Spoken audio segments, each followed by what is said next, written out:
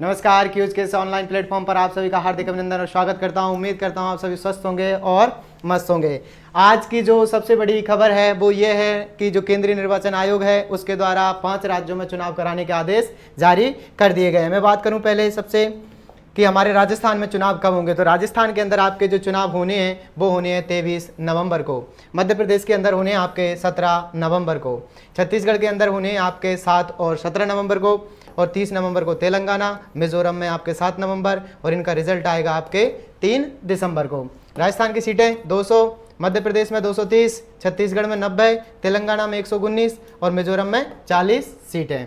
इसी के साथ चुनावों के साथ ही आज राजस्थान सरकार के द्वारा जो राजस्थान है उसके अंदर किन अपनी आचार संहिता लागू की जाएगी। अब सबसे बड़ी समस्या ये होती है कि आचार संहिता में हमें किन पर पाबंदियां रहती हैं या किन चीज़ों पर बंदिशें रहती हैं, उनके बारे में हम बात करते हैं। तो सबसे पहली चीज़, ये थोड़ा सा इवेंट है कि अधिसूचना जो 30 अक्टूबर को, और नामांकन की आखिरी तारीख है 6 नवंबर। नामांकन पत्रों की स्क्रूटनी होगी 7 नवंबर को, और नाम वापसी की तारीख होगी 9 नवंबर को। मतदान होगा 23 नवंबर को, और मतगणना होगी 3 दिसंबर को। आगे जो हम सबसे बड़ी बात करने आए हैं आज की आचार संहिता में ये बंदिशें लागू रहेंगी। कौन कौन सी रहेंगी? तो नए जिलों का नोटिफिकेशन जो अभी हाल ही जारी में 3 नए जिलों का नोटिफिकेशन जारी किया गया था, अब ये सरकार कोई भी फैसला उसके खिलाफ या उसके अधीन नहीं लेगी। जो आपकी नई सरकार है वो ये आकर के फैसला करेगी जिले बनाने या नहीं बनाने। सेकंड बात करें, नई सरकार सरकारी योजना और कार्यक्रम की घोषणा नहीं हो सकेगी। ना तो अब कोई वैकेंसी आएगी और ना ही किसी कार्यक्रम की घोषणा आप वो कर सकते हैं। थर्ड की बात करें, मंत्री विधायक सरकारी गाड़ी का इस्तेमाल नहीं करेंगे। जो फॉर्चूनर है उनको वो आज से बंद कर देंगे, ठीक है। आगे बात करें 4 की, तो 4 है, सरकारी योजनाओं के बैनर पोस्टर सरकारी वेबसाइट से मुख्यमंत्री, मंत्रियों व अन्य राजनेताओं के पोस्टर हट जाएंगे आज से। आपका जो राजस्थान जन सूचना पोर्टल है आज से वहाँ से सारा के सारा खाली। आपको अब ना तो किसी गहलोत जी की शक्ल देखने को मिलेगी और ना किसी अन्य मंत्री की। 5वां, किसी भी प्रोजेक्ट का शिलान्यास या उद्घाटन नहीं हो सकेगा। चाहे अब आप कुछ भी बनाओ, कुछ भी खड़ा कर दो, बिल्डिंग, अब क्या नहीं होना, उनका उद्घाटन नहीं होना। ना ही अब ये कह सकते हैं कि हम आपके लिए ये बनवा के देंगे।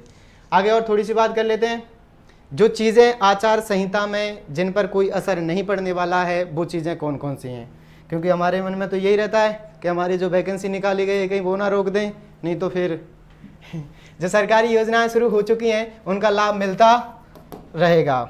जो एक बार चालू हो गई उनका लाभ मिलेगा।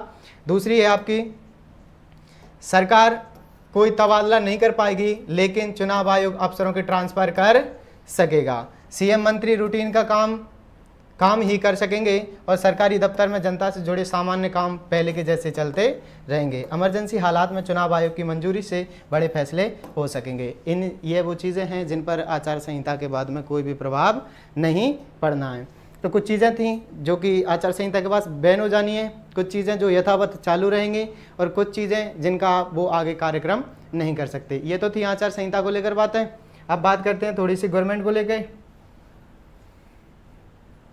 तो गवर्नमेंट को लेकर बात करूं मैं, आपको मौजूदा स्थिति जो हमारे राजस्थान की विधानसभा में देखने को मिलती है वो क्या है, ठीक है। तो कांग्रेस के साथ अभी क्या हुआ था, 108 सीटों के साथ में, भाजपा 70 सीटों के साथ में, आरएलपी को 3, बीपीटी को 2 और मकपा को 2, आरएलडी को 1 और 13 निर्दलीय विधायक आए थे। आपको बता दूं गुलाब चंद कटारिया असम राज्य के राज्यपाल बना दिए गए।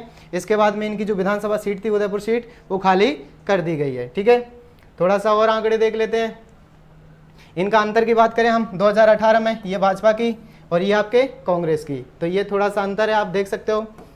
13 के अंदर 163 पर भाजपा थी, 8 में आकर 78 पर रह गई, 2003 में 120 पर और 98 में 153 पर कांग्रेस थी। तो ये कुछ आंकड़े थे तो जो आपके समक्ष रखे थे, ठीक है ना। तो ये आचार संहिता के बाद कुछ चीज़ें लागू रहेंगी और कुछ चीज़ें बंद रहेंगी।